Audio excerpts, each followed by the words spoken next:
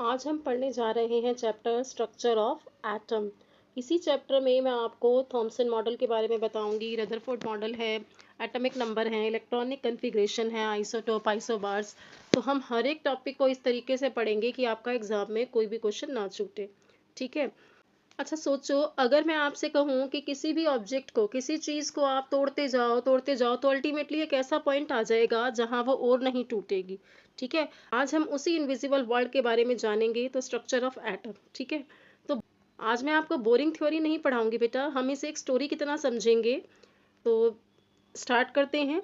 सबसे पहले around 500 BC महर्षि कन्नड़ जी आए।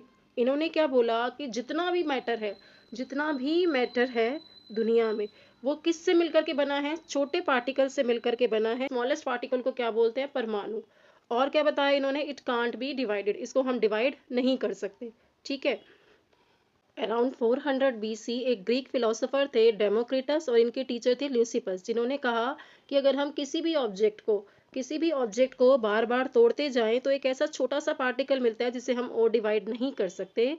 ठीक है। उसे हम क्या बोलेंगे? उसका नाम इन्होंने रखा एटम्स। इसका मतलब क्या है कि वो इनडिविजिबल है।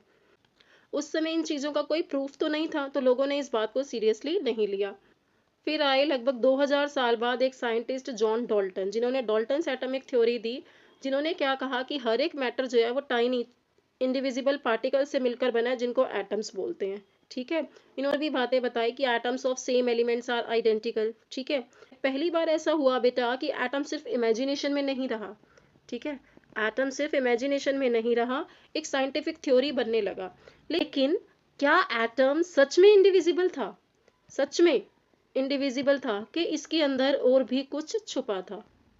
फिर कई साइंटिस्ट आते गए, बड़ी सारी डिस्कवरीज हुई, एक्सपेरिमेंट्स हुए, तो 1932 तक काफ़ी डिस्कवरीज हो गई। फिर पता चला कि एटम तो डिविजिबल है। ठीक है। एटम के अंदर कुछ ऐसे पार्टिकल्स हैं, जैसे आप टॉपिक पढ़ते हो, टॉपिक के सब टॉपिक्स होते हैं, ऐसे ही एटम के अंदर कुछ पार्टिकल्स मिले जिन्हें क्या बोला गया? सब एटॉमिक पार्टिकल्स।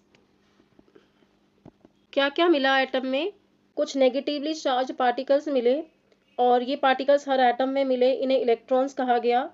और कैसे दिखे कि ये घूम रहे हैं। ठीक है। कुछ मिले फिर पॉजिटिवली चार्ज पार्टिकल्स, जिन्हें प्रोटॉन कहा गया, और इनकी लोकेशन कहाँ मिली? ये एटम के सेंटर में मिले। फिर एक और पार्टिकल मिला जिन्हें न्यूट्रॉन कहा गया। ठीक है।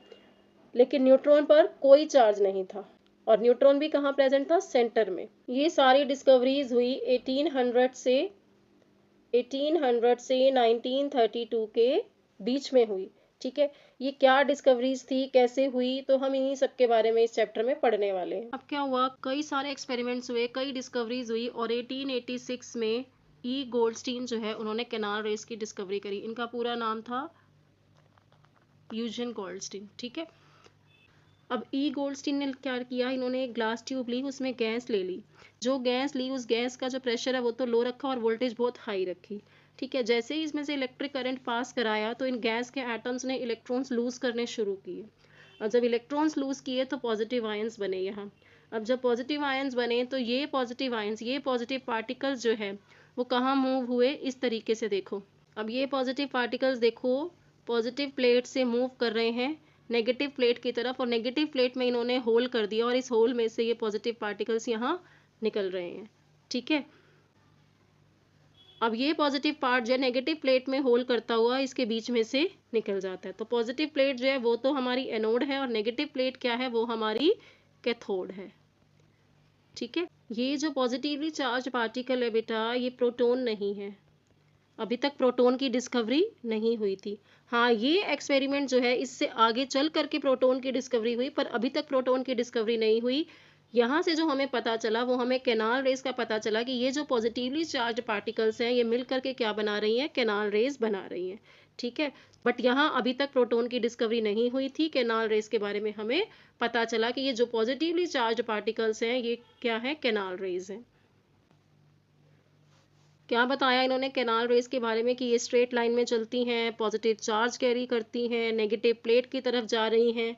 ठीक है। और इलेक्ट्रॉन से क्या है? हैवी हैं। इलेक्ट्रॉन से हैवी है कैनाल रेस। ये इनकी प्रॉपर्टीज कुछ गोल्डस्टीन ने बताई। अच्छा, जो 1886 जो मैं इसका ईयर बता रही हूँ, ये कभी भी पेपर में नहीं पूछा जाता है, इसलिए ईयर याद करने की आपको ज़रूरत नहीं है।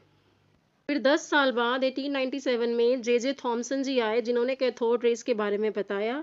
ठीक है, इन्होंने भी क्या किया, एक ग्लास ट्यूब ली, उसमें गैस ली जो लो प्रेशर और हाई वोल्टेज पे इन्होंने रखी। ठीक है, इन्होंने क्या देखा, इन्होंने देखा नेगेटिव प्लेट से पार्टिकल्स निकल रहे हैं और कहाँ जा रहे हैं, पॉजिटिव प्लेट की तरफ जा रहे हैं। तो जो नेगेटिव प्लेट से पार्टिकल्स निकल रहे थे और पॉजिटिव प्लेट की तरफ जा रहे थे, इन्होंने इसको क्या नाम दे दिया, cathode rays. These raise produce a glow on the glass wall. क्या क्या देखा जे थॉमसन ने, कि ये जो नेगेटिवली चार्ज पार्टिकल्स हैं ये स्ट्रेट लाइन में चल रहे हैं, नेगेटिव चार्ज कैरी किए हुए हैं। ठीक है, और क्या देखा कि इनके अंदर मास है और ये किसी पेडल को रोटेट कर सकते हैं। ठीक है, क्या कंक्लूड किया इन्होंने कि जो नेगेटिवली चार्ज रेज कैथोड से आ रही हैं वो क्या है, कैथोड रेज है। और किससे मिलकर के बनी है cathode rays, negatively charge particle से, जिन्हें इन्होंने इलेक्ट्रॉन्स का नाम दे दिया। ठीक है, जे थॉमसन ने सोचा कि एटम के अंदर कुछ तो पॉजिटिव भी है और कुछ नेगेटिव भी है, तो इन्होंने एक मॉडल दिया अपना जे थॉमसन मॉडल के नाम से, जिसे हम जानते हैं। इसके बारे में हम नेक्स्ट वीडियो में पढ़ेंगे। कैथोड रेज की डिस्कवरी किसने करी, जे थॉमसन ने। एनोड रेज की गोल्डस्टीन ने। नेचर क्या है इसका, कैथोड रेज का स्ट्रीम ऑफ इलेक्ट्रॉन्स, इसमें stream of positive ions. Origin क्या है, कैथोड से निकलती हुई दिख रही है और ये एनोड से निकलती हुई दिख रही है। ठीक है, डायरेक्शन क्या है, ये कैथोड से एनोड की तरफ जा रही हैं और एनोड रेज जो है वो एनोड से कैथोड की तरफ जा रही हैं through hole cathode. Charge cathode rays का नेगेटिव और एनोड रेज का पॉजिटिव। अगर वीडियो अच्छा लगा हो तो शेयर करो और चैनल को सब्सक्राइब जरूर करना।